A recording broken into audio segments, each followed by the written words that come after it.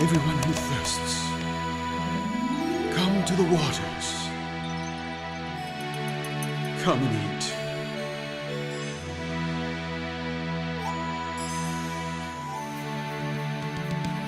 Listen diligently to me. I know I just introduced, but I figured I'd do it once more time since it's, me. I'm Caleb. I attended Shauna Rabbah Services led by Nathan and Sandy Lawrence for 17 years, I think. So this will be my 17th or 16th Shavuot. So I guess that's my introduction. It doesn't really need to be any deeper than that. I wanted to thank Dr. Joe for his teaching. It was very good and it covered all the bases, but furthermore, it was good for me because it laid all the groundwork for what I was going to talk about. Yes, feeding into the next teaching. So you had mentioned some things I just want to bring up now real fast before I go into mine. You talked about Shavuot as a whole, and then you mentioned about being used and the Holy Spirit, that He's here to meet us. And this is true, especially with the feast days, because in Deuteronomy 16:9-12, He placed His name here. And we believe that is true because we are gathered here and we are brought here.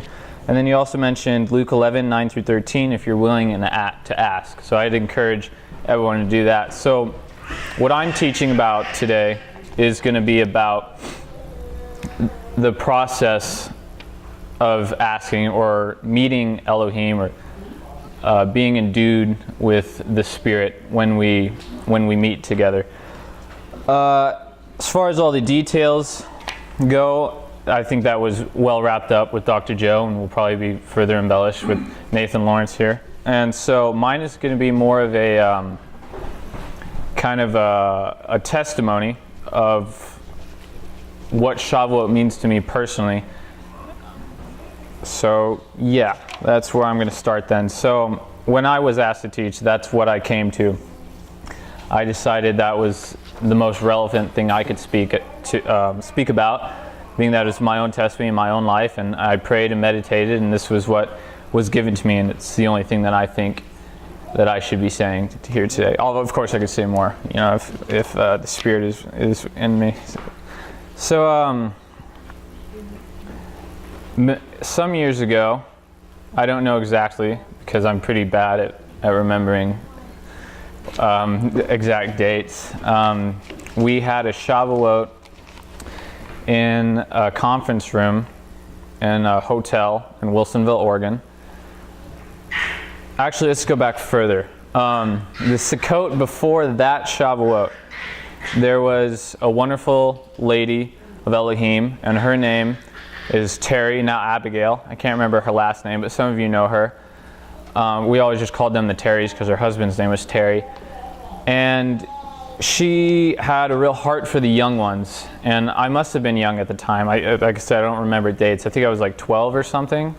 14? Jared says 14. I'll take his word for it because we're inseparable.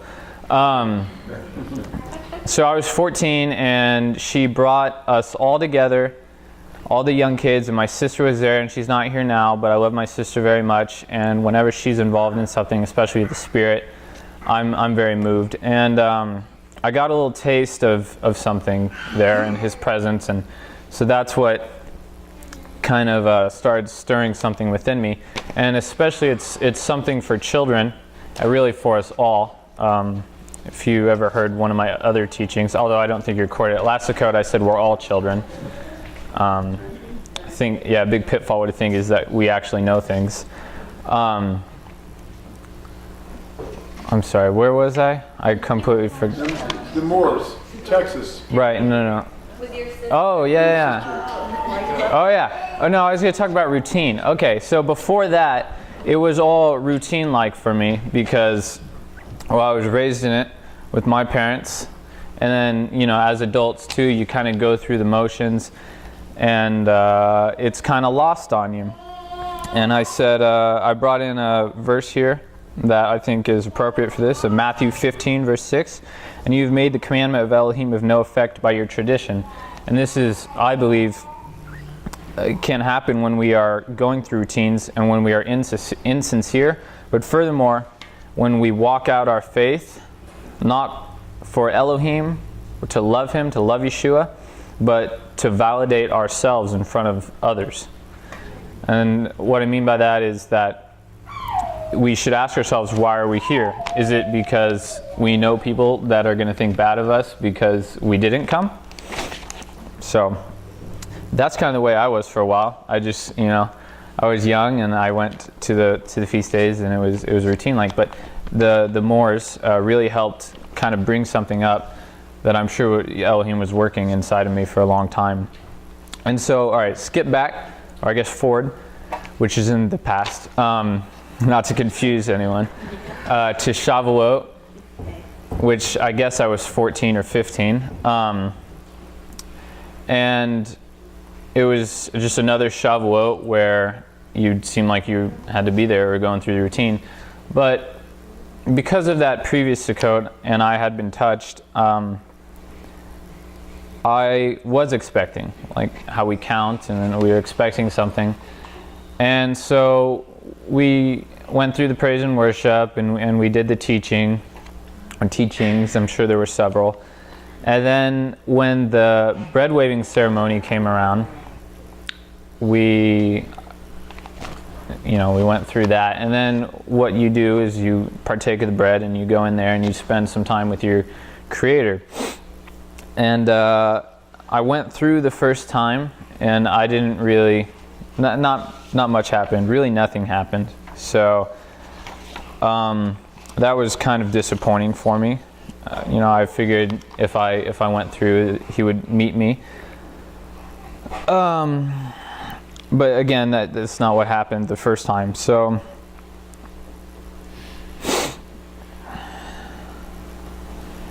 excuse me.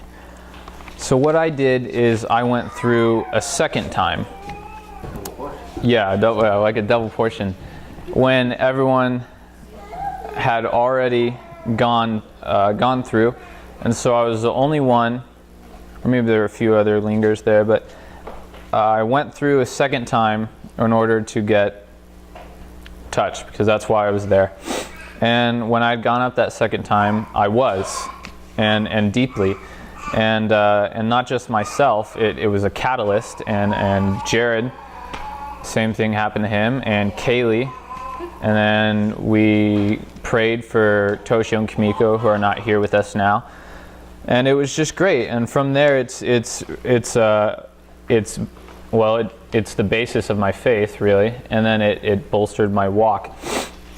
And so that's really similar to Acts 2, I think.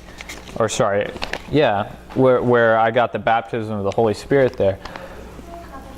And so, yeah, and that was great. And now with time, I started speaking in tongues, and then just living the way that I think I ought to live, and that I want to live, and to praise Elohim and love Yeshua.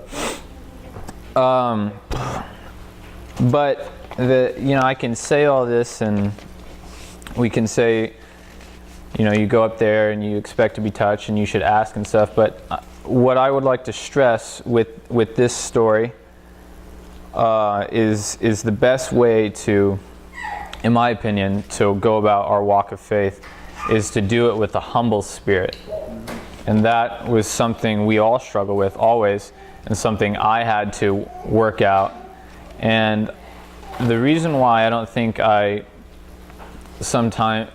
can go up there and may not feel his presence, even though he is here, is that we are prideful, and that we are doing this as for our pride.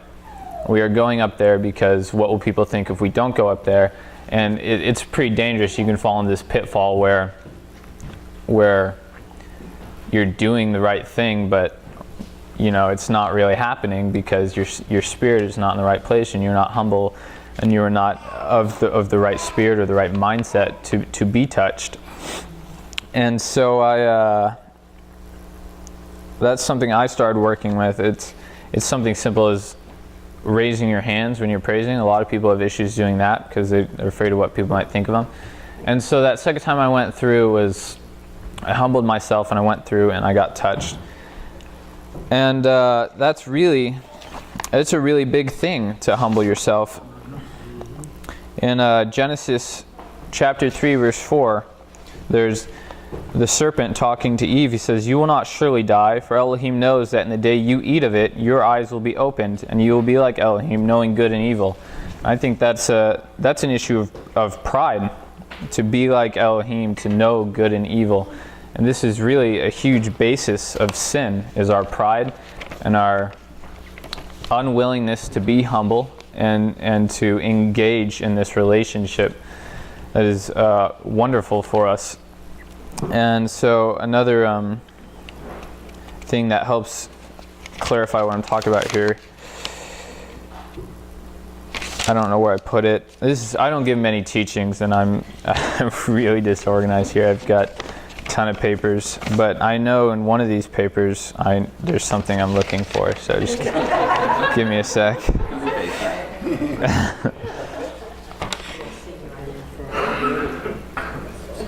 We'll just have to give you more practice. Yeah.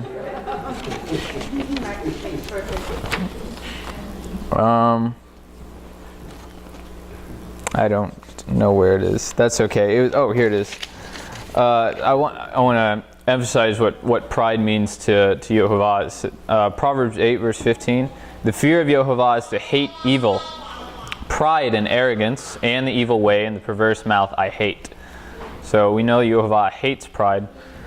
And I think that's because it elevates and exalts man. And Yehovah, who is Yeshua, came to earth and died for us and lowered himself and humbled himself and washed our feet. And we sit here and we come to the feast days and we kind of deny the Father what he's owed, which is our worship and praise. We should expect nothing, but that's what he's owed, because he ransomed us through his death. And so the point of this teaching is to encourage everyone, maybe through the testimony that I was able to give, that things do happen. It takes time. Everything worth anything takes time. Our society really believes in, lose weight in a week and then, so, but I think a walk, it takes a while, and it took me 14, 15 years to get to that point, and I'm still barely anywhere really. And then also I wanted to bring up the danger of following norms, even in traditions of the church. If they are insincere, if they are for the sake of what other people will think, you have to really evaluate why we're doing this. What's the point of why we're here? I think I don't mean to pick on anyone, but Sophie, I'm continually encouraged by Sophie because she comes here on her own accord and was doing that for at least I think the past 2 or 3 years. I can't remember. Like I said, I'm not very good with time frames. And then, of course, the power of humility in meeting our Maker. We ought to approach expecting nothing and just here to praise and worship, and then His Spirit will come on you. I'll just bring in a few Bible verses here. It says, James 4:6, Elohim opposes the proud but shows favor to the humble.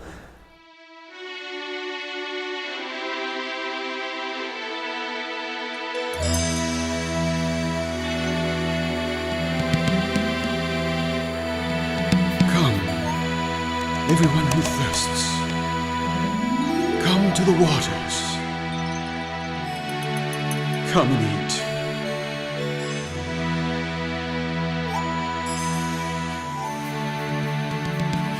Listen diligently to me and eat what is good.